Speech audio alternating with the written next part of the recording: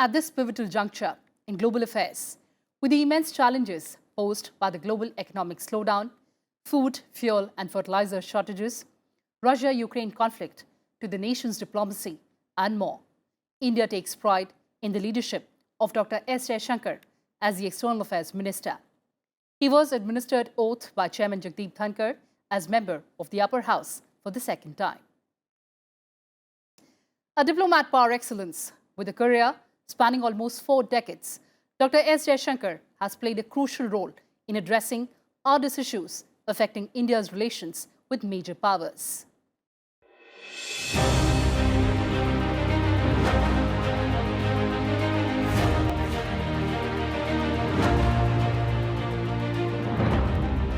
On 30th May 2019, Dr. S. Jaishankar was sworn in as the Cabinet Minister in the second term of the Modi government. I, Subramaniam Jaishankar, do swear in the name of God that I will bear true faith and allegiance to the Constitution of India as by law established, and I will uphold the sovereignty and integrity of India, that I will faithfully and conscientiously discharge my duties as a Minister for the Union, and that I will do right to all manner of people in accordance with the Constitution and the law, without fear or favour, affection or ill will.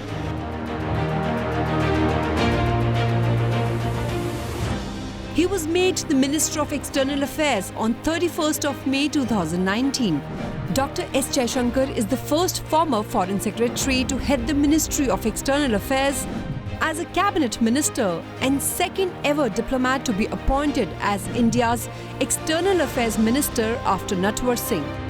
Joining the Indian Foreign Service in 1977, Dr. S. Jaishankar has represented India's interests and fostered friendly working relationships in countries around the world. He assumed his responsibilities as Ambassador of India to the United States in December 2013. He has been the longest-serving Indian ambassador to China. He has also served in other diplomatic assignments in embassies in Moscow, Colombo, Budapest and Tokyo, as well in the Ministry of External Affairs and the President's Secretariat. He also served as President Global Corporate Affairs at Tata Sons Private Limited in 2018. Dr. S. Jaishankar is a graduate at St. Stephen's College at the University of Delhi. He has an MA in Political Science and an MPhil and PhD in International Relations from Jawaharlal Nehru University, Delhi. He speaks at least 5 languages. He is the recipient of the Padma Shri Award in 2019, 4th highest civilian award for his contributions to Indian diplomacy and leading role in restructuring India's global conversations.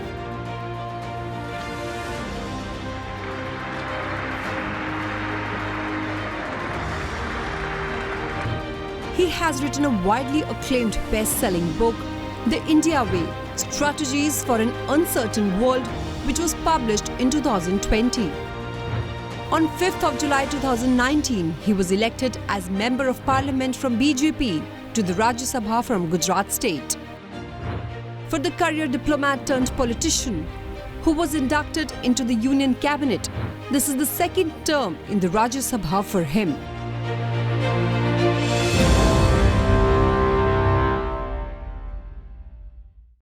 Dr. S. Jaishankar has often been praised for his articulate and assertive replies regarding India's position on various matters of foreign policy. Some of the statements by Dr. S. Jaishankar not only made headlines in India, but around the world. People are entitled to have views about us, but we are also equally entitled to have views about their views. This is the construct you are trying to impose on me, and I don't accept it. I mean, I don't think it's necessary for me to join this axis or not, and if I'm not joining this, I must be with the other one. I don't accept it. Important part of foreign policy is actually to go around the world collecting best practices and then bringing it home and trying to see how can the system actually absorb it and implement it. This is a moment when the world is looking for Indian leadership. So if the world values India's leadership, During his tenure as India's External Affairs Minister, Dr. S. Jaishankar has orchestrated a significant transformation in India's foreign policy. While upholding its strategic autonomy and national interests, India now projects its perspectives assertively onto the global stage, encompassing Europe, the US, and the prevailing world order. Year 2022 saw many glimpses of this shift in foreign policy in interviews and speeches of External Affairs Minister Dr. S. Jaishankar. Some of his statements garnered substantial attention, resonating not only within India but also echoing globally.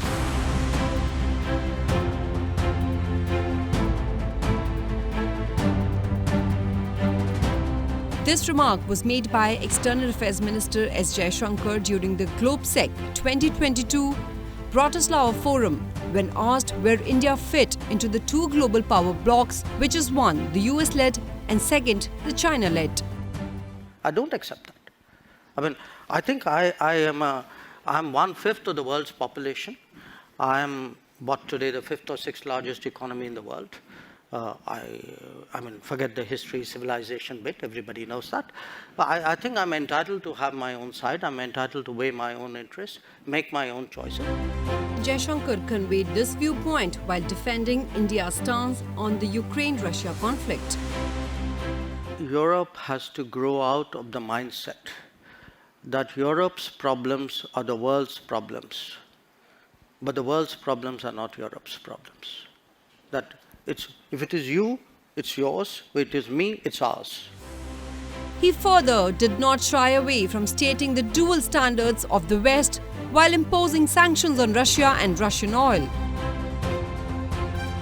If you are looking at energy purchases from Russia, I would suggest that your attention should be focused on Europe, which probably we do buy some energy which is necessary for our energy security.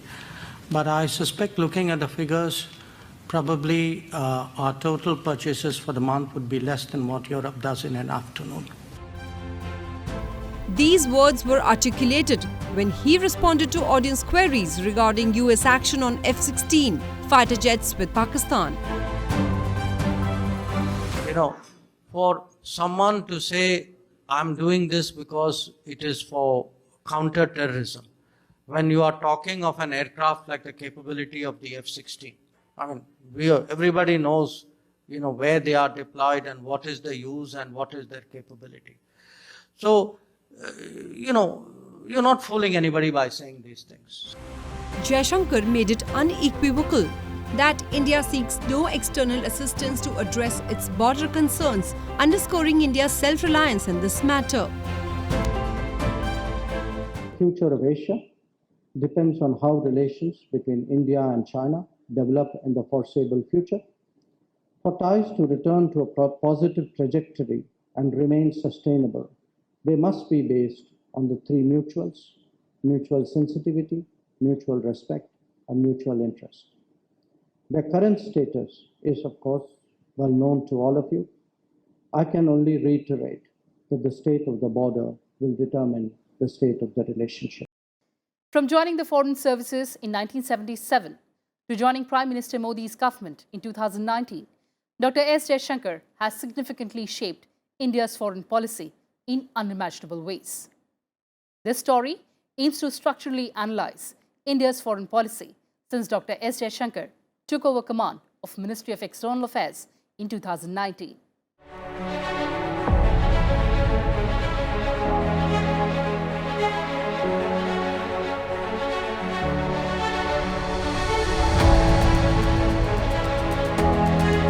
Since the Narendra Modi government took office in May 2014, India's foreign policy has undergone a tremendous transition.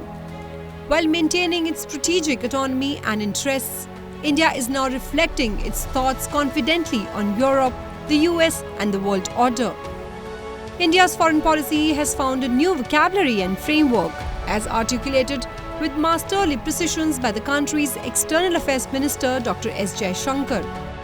His statements on India-China relations, Russia-Ukraine tensions, global economic slowdown, counter-terrorism, among others, also made significant changes in India's global standing.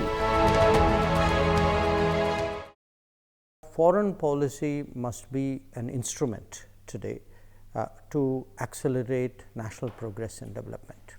Now, it's not like previous governments didn't do that before, but the focus, the passion, the understanding that he has brought to it, the directness that he has brought to it is very much more.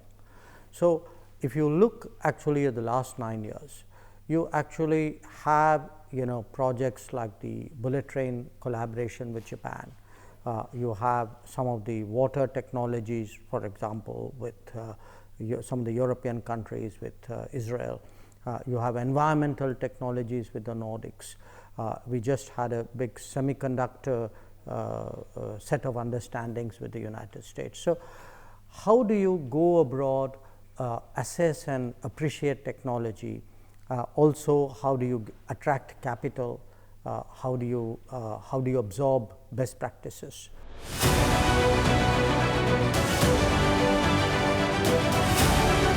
The Indian foreign policy under Prime Minister Modi-led BJP government has been catching the attention of not just the Indian media, but also the Western media. Dr. S. Jaishankar has been making strong statements and keeping the uncompromised position of the government on a plethora of issues like climate change, sustainable development, Article 370, among others. We had 2019, we had the Article 370 issue. After that, we had the by the end of the year, the COVID concerns which started. Then we had the Chinese on the LAC, then the COVID in full flow, the Vande Bharat mission, the oxygen crisis, the vaccine Maitri.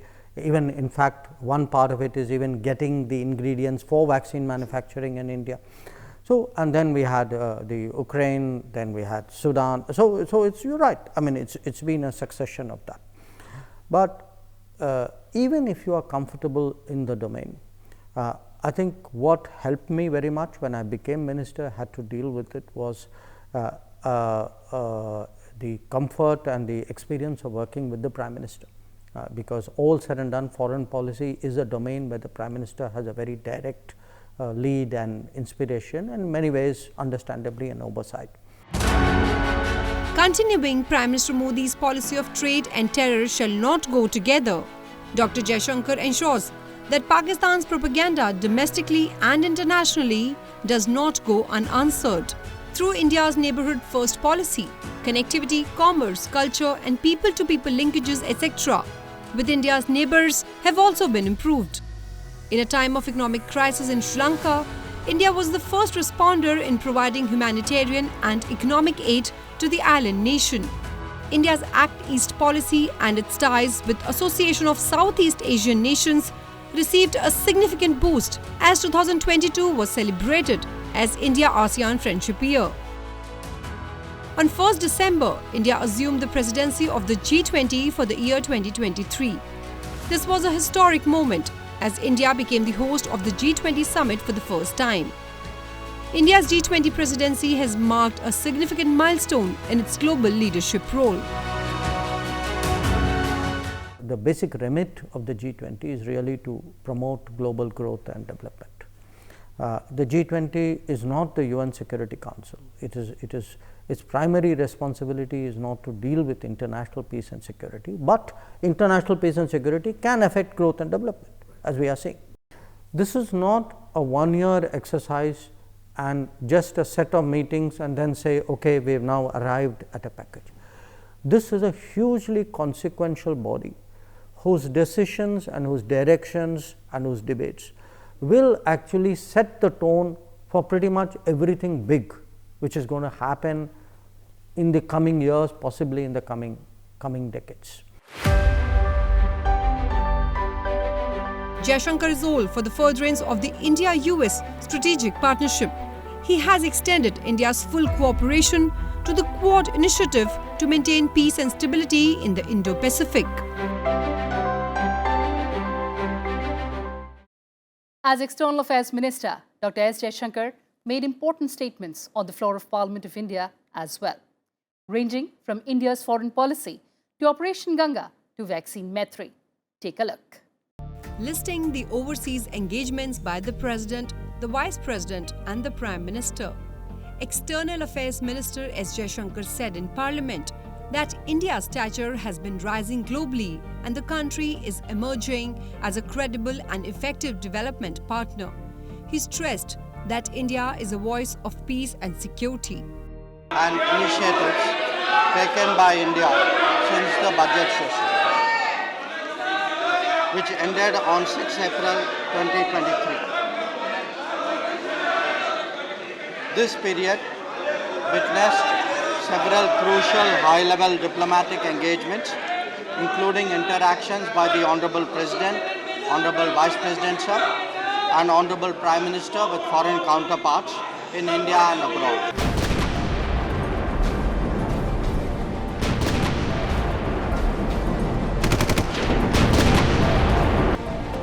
A tense situation between Russia and Ukraine erupted into conflict on 24 February 2022. The root causes for this are complex, going back to a range of issues including the security architecture, political governance and interstate politics. At the direction of the Prime Minister, India launched Operation Ganga, thereby undertaking one of the most challenging evacuation exercises during an ongoing conflict situation.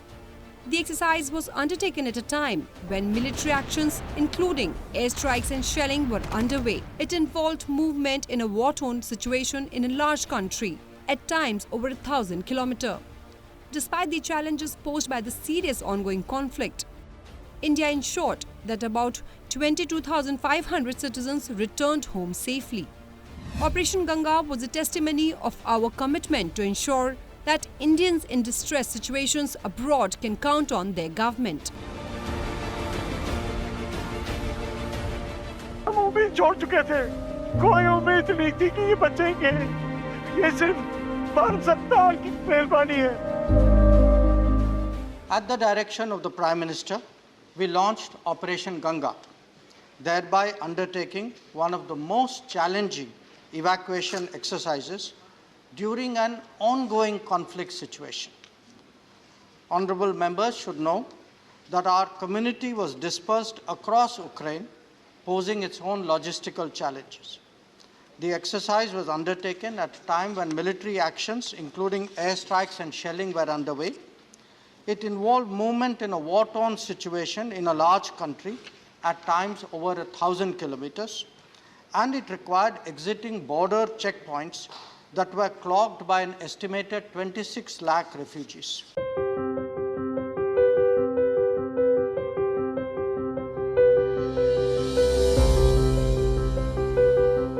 As the world battled the COVID-19 pandemic, External Affairs Minister S. Jaishankar said that the vaccine Maitri was based on availability of adequate stock at home. Explaining the thinking behind the initiative, Jaishankar said, "We have never seen a contradiction between this internationalism and the nationalism that was the driver of our independence struggle and subsequent endeavors at nation building. More than the vaccines themselves, our policies and conduct have emerged as a source of strength for the stressed and vulnerable nations of the world. And other countries can see that there is at least one major nation that truly believes in making vaccines accessible and affordable to others in dire need." Our strategy is there are about 90 countries where there is coronavirus. We have to focus, we have to prioritize, we have to look at very extreme situations. After China and the Diamond Princess issue, Iran is an extreme situation, Italy is an extreme situation. There are other cases in Germany, France and Spain, the cases have gone up. So our idea is to limit travel but focus on those countries where the coronavirus incidence is very strong. On every occasion, Foreign Minister tried to drive home the point that foreign policy today is no longer just an exercise of a ministry or even simply that of the government. It has a direct impact on the daily lives of all Indians. Indian foreign policy is there to serve the Indian people. There may be difficult times, but it is also an occasion to display our leadership and make a strong contribution to a global peace, stability, growth and security. Well, viewers, that's all we had for you in this edition. Thanks for watching and stay tuned to Sansad TV. Goodbye for now from our side.